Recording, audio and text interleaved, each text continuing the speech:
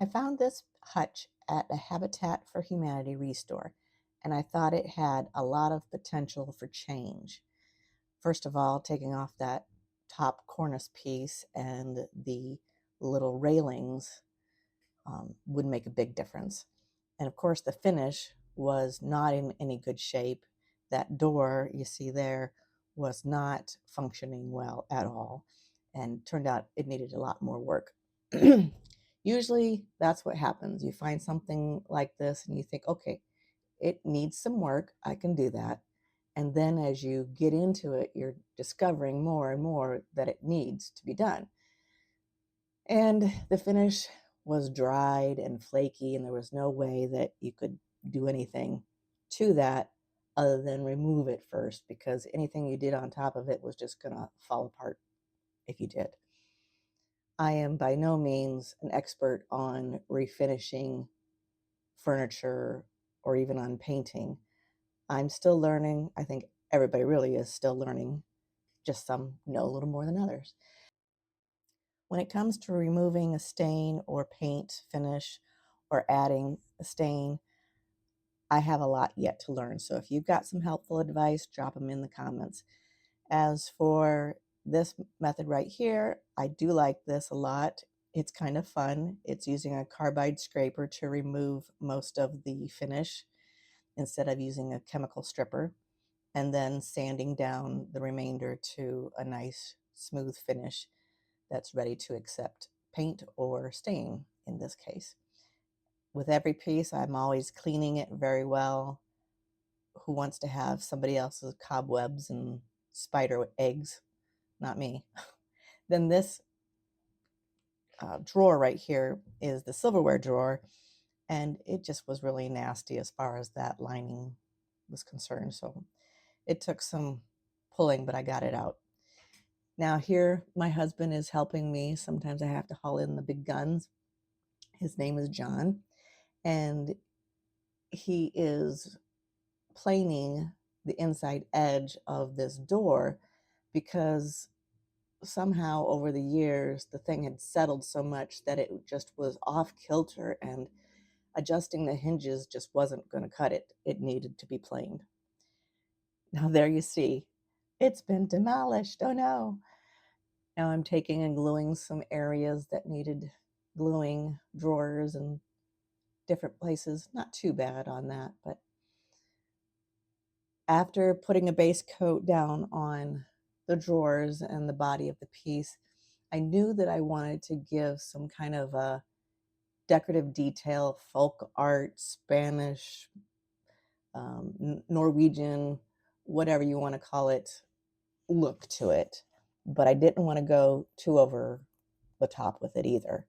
Um, I knew it had to be bright because I wanted to take it down with a wash of the base color, and that's what that is there. It's just the base color, which is actually called Envy. It's a sagey green, just watered down.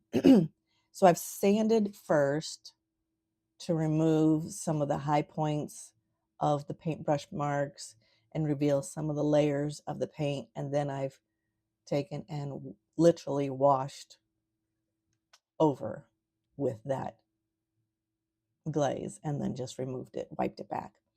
This is using a conditioner for the wood because I have learned that putting stain down on raw wood just doesn't go as well unless you've got it conditioned.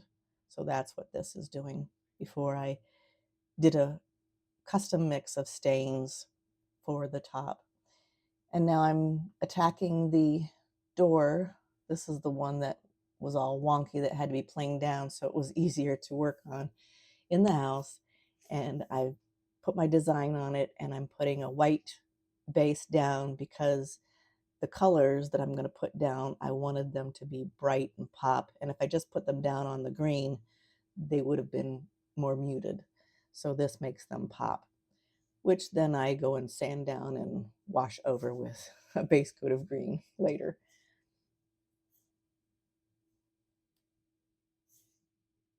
I wish I really could paint this fast. I know, it just takes time and practice.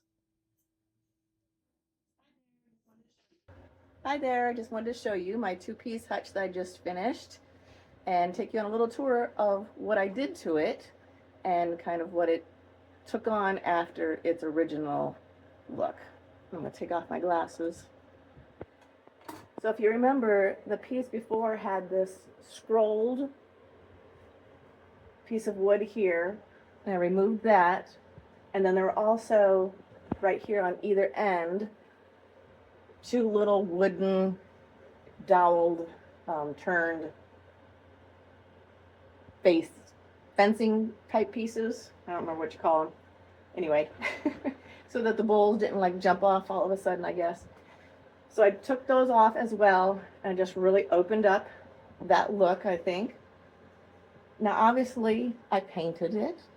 It was originally that cinnamon maple syrup maple look, and that was great for the 60s and the 70s, and maybe even for somebody's house right now who just loves that, but this was not in that great of a shape. I had to do a lot of work to this piece.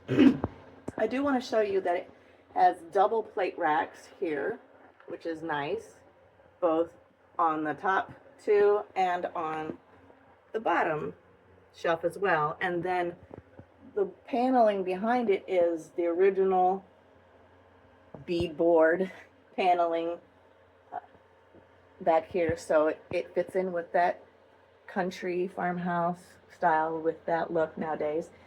And I left the original hardware on, but I turned it to better flow with the hand painting detail that I did on the drawers.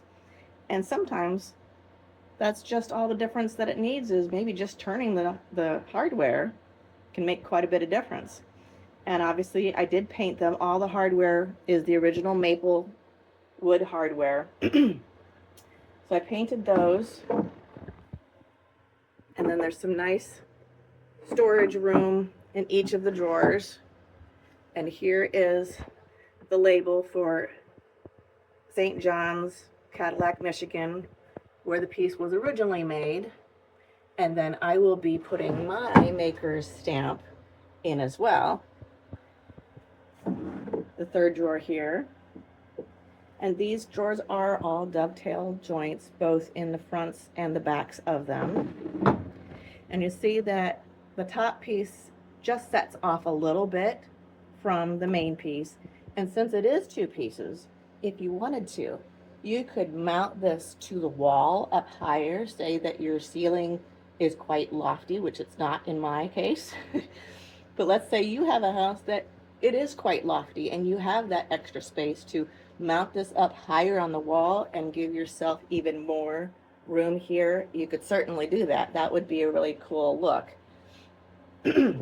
Now the main part of the counter here is a stained, actually a custom mix stain that I made, because I still wanted it to be light, but I wanted it to have some warmth. And you'll see there's the gouges in here because it was used, you know, it's from the 60s.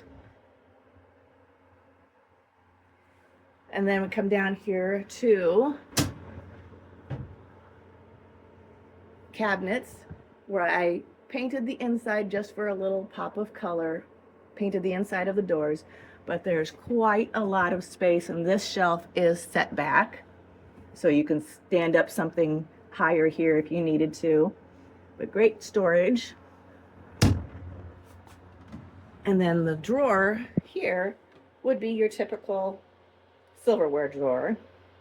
The original lining to this was not in any good shape. It was light gray and very threadbare, as some might call it. So I put in a new red crushed velvet, and then you see that Maker's Mark stamp there again. And then these pulls are interesting. They have a nice finger groove down here for them, for your hand. And they are wood, of course, too, the same maple.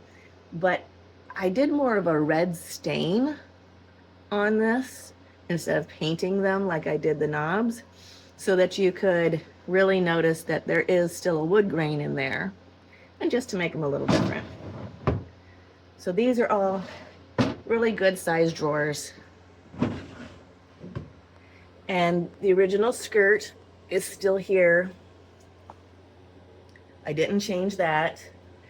I left the original hardware, but I did change it up to make it look a little bit more like wrought iron instead of the brass that it was, or is still underneath. The side profile of it, I did do a little red banding here along the top just to bring that red all the way up. And of course, the other side of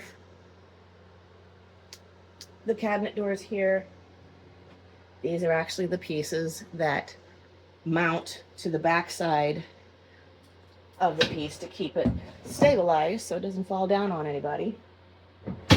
But I really do think it would be a cool idea if you have the height in your house, dining room, kitchen, office. Who says this has to be a hutch in a dining room or a kitchen? It doesn't have to be. It could be a big dresser even.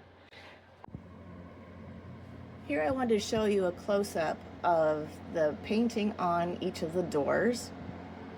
And you can see the brushwork, you can see the different layers of paint.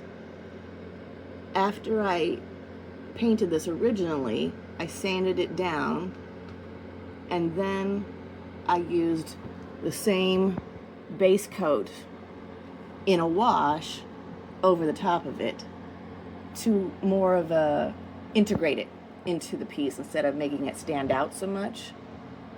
So that's why I did it initially in such bright colors, because I knew I wanted it to just kind of fade into the piece. Here's the other side.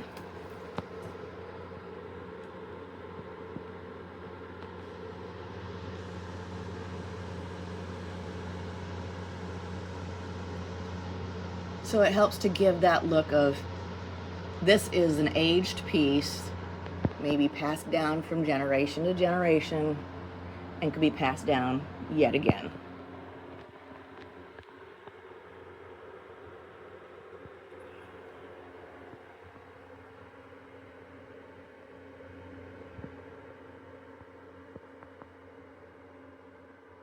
And here you have a reminder of what it looked like before and after. Just give this video a like, maybe even a share, hit the subscribe button, and give me an encouraging word or a constructive criticism. I really appreciate it.